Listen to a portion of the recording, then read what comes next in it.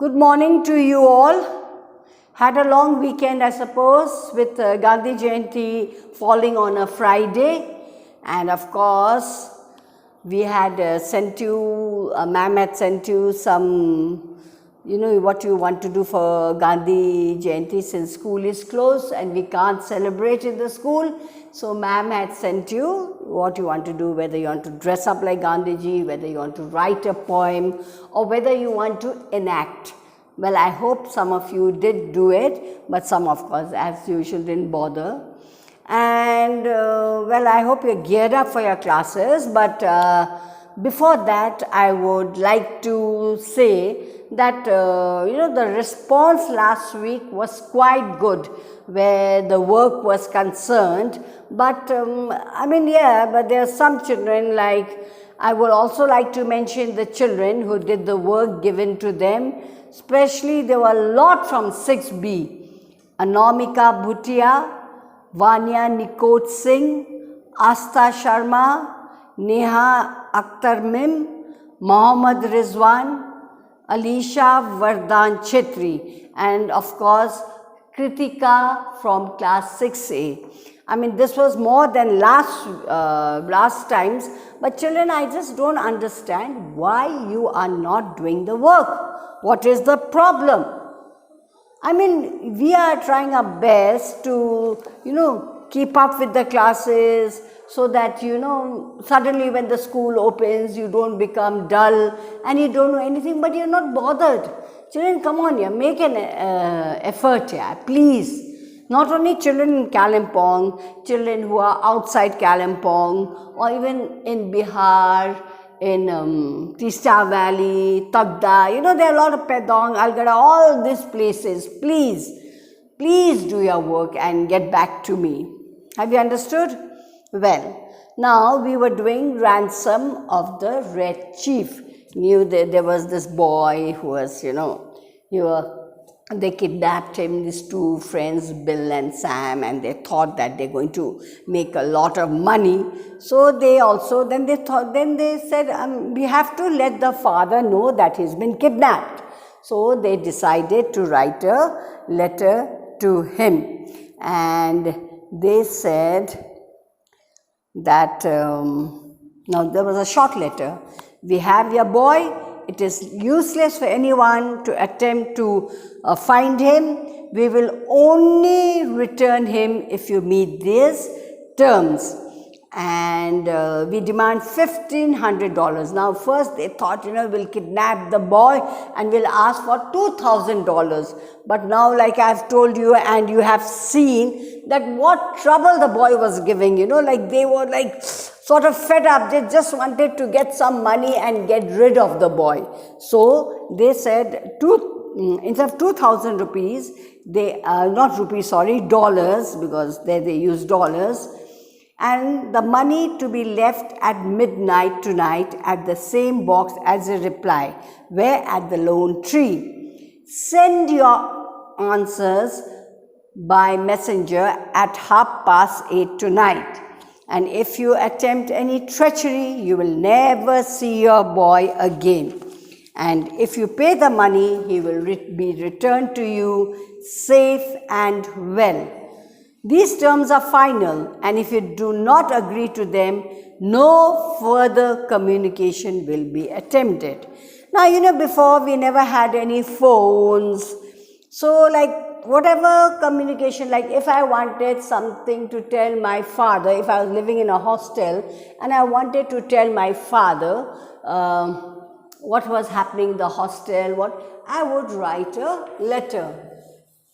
Of course, many of you have learned letter writing, but they used to post the letters. It used to go, whether it was in India or whether it was abroad, all these letters would go through the post office. You would receive the letters, you would read the letters. So it was very interesting, but sad to say, what's happened nowadays, this style of letter writing has finished totally. I think nobody writes letters. Why? Because we have the landline, we have our mobile phones, where, at the drop of a hat, you want to say something to your father, you just dial the number and there you are. So, that way, very sad. Technology, is very good. But then, sort of you lose that personal touch. Like in a phone, you say, oh, we had what you got, sports day, we had sports day, and we took part in the drill, we took part in running, and the chief guest was like that. That's it. In the phone, you'll just say like that. But when you write a letter, you describe it very nicely. It's very interesting. At least in my time, we had to write a lot of letters, and not that. And letter writing also improves your skills of writing. It really helps you. But now your language has become so bad. Like we all use abbreviations, like this, for like if you write this, you'll be writing this, like that. A lot of language is really different.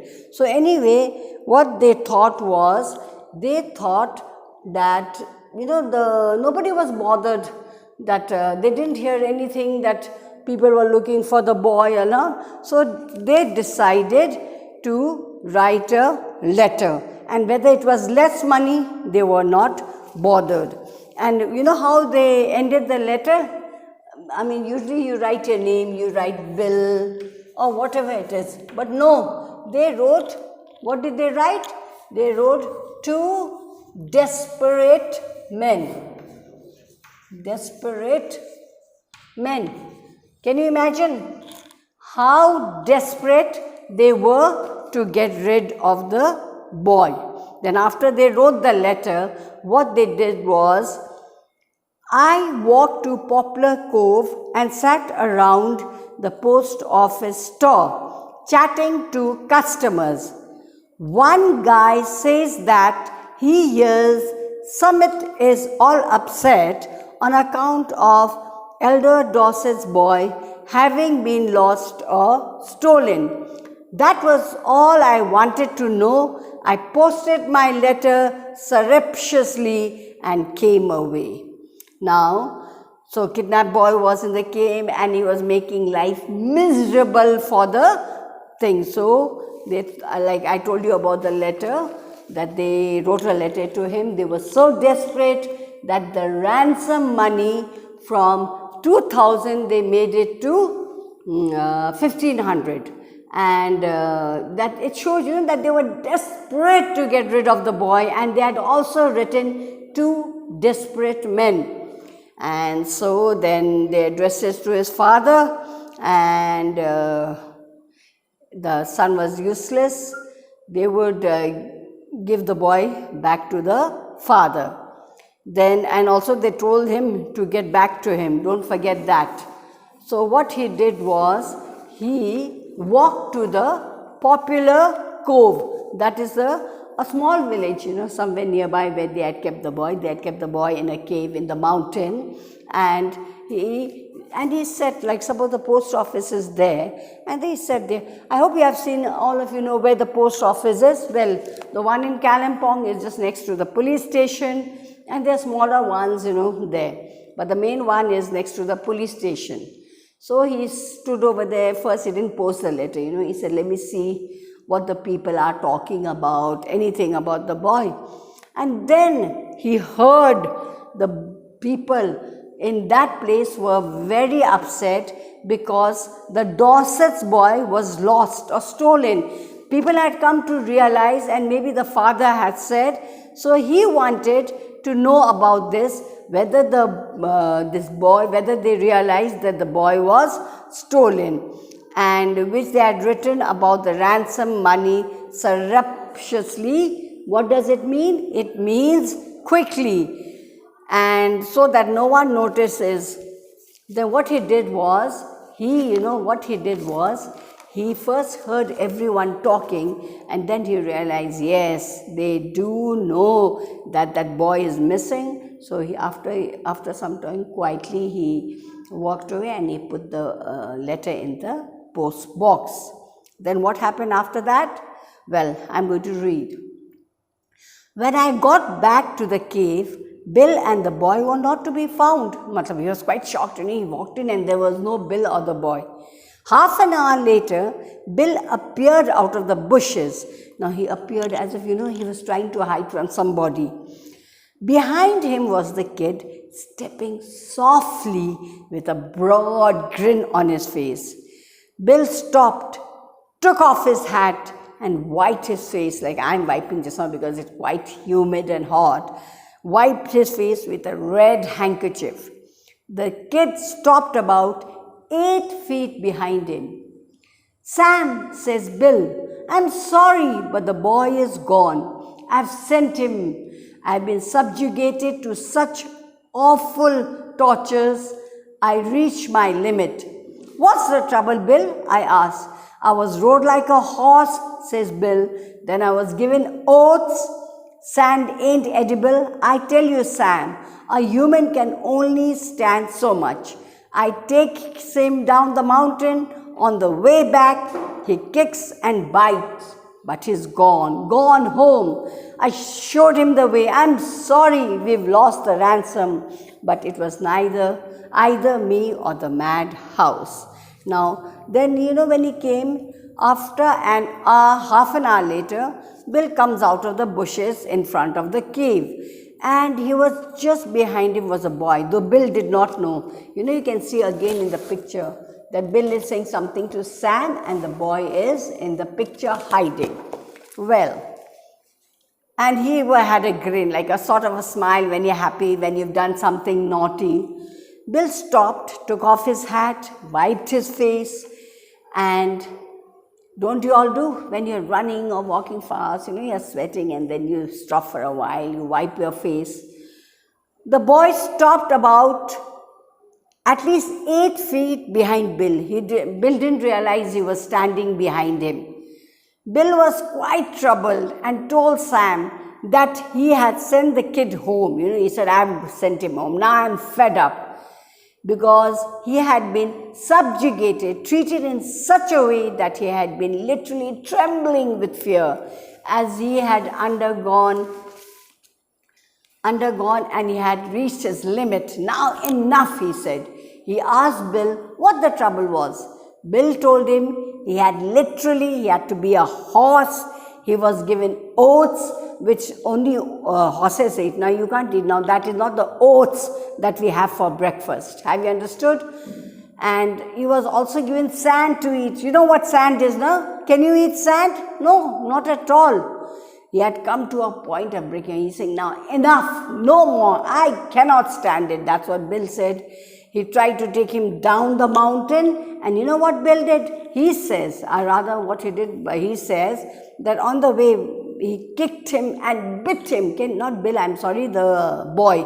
Can you believe it? I mean, what did Bill go through? Because he was really, really fed up. So imagine kicking and biting and giving him things to eat that, nobody can eat, like food of the horse and all. But then he said, I have had enough. I'm not bothered about the money. He even told his friend, that I'm sorry, we are going to lose the money, but I have sent him home because I don't want to have anything to do with him. And he said he would have, if he had not sent him home, he would have become a lunatic, he would have become mad. Quite obvious, with a boy like him who he had to stay day and night, he gave up the idea of getting the money from the parent. He said, let him go home. I'm not bothered. So that's what he was telling his friend. But actually, Bill did not know that this boy was behind him and he was grinning away. He did not bother. He was grinning away as if, he was having fun. And then in the picture also you can see. So this also goes to show, that you should not trouble your parents. Have you understood? Don't trouble your parents. Because this boy must have been, they didn't realize, must have been a terrible child to do all this. Like we had read beforehand what he did. He sat on top of Bill and, he made him like a horse and all. So Then that's what he said. He thought the boy was gone. So today we are going to do till that page, and maybe by next week we will finish the lesson. So again I am telling you children, today please hear rather and read the chapter, and after you have done that, tomorrow when I put up the work for these two chapters, I am doing it slowly so that, we'll do the comprehension bit later, but I am just trying to give you small questions so that you can understand, and I hope you have found out the meanings, children. Please be serious about your work. Have you understood? Stay safe and be good, help your parents and do your work. Thank you, children.